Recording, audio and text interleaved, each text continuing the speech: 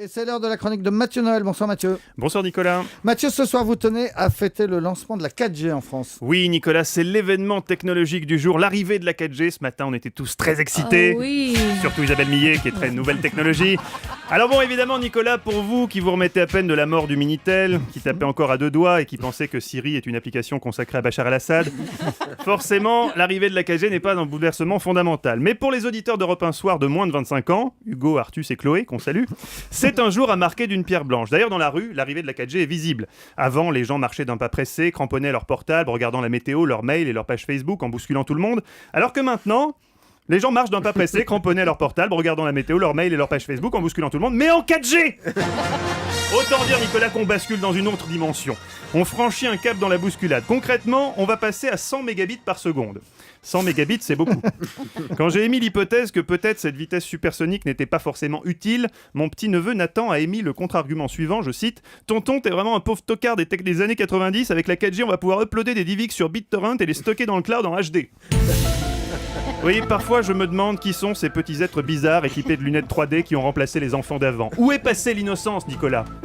Enfin, moi, à 11 ans, les ombres chinoises de Papy René suffisaient à m'émerveiller. Même s'il fallait un gros effort d'imagination pour voir une colombe à la place des doigts boudinés de papy, j'y croyais. Et je m'endormais paisiblement. Aujourd'hui, Nathan, lui, refuse d'aller se coucher tant qu'il a pas tué son quota de 30 nazis dans Call of Duty.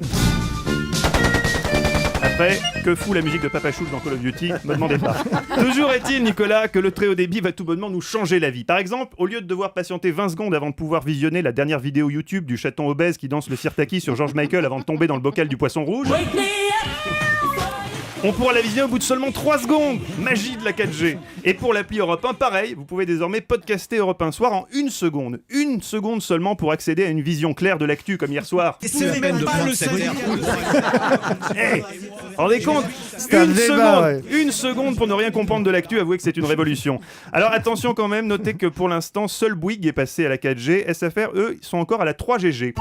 La 3GG, c'est un réseau 3G utilisé par le Pôle emploi et géré par un type qui s'appelle GG et qui était censé relancer les demandeurs d'emploi au mois de juillet, mais comme GG en juillet, bon, il avait loué un bungalow au camping des Chevreuils à Saint-Agulphe et qu'il a eu la main un peu lourde sur le pastaga. Enfin bref, ça lui est complètement sorti de la tête cette histoire de relance de chômeurs à GG. Bref, autant pour les chatons obèses, ça n'a pas forcément d'intérêt, autant chez SFR, le passage de la 3GG à la 4G, ça sera pas du luxe. Wake me up before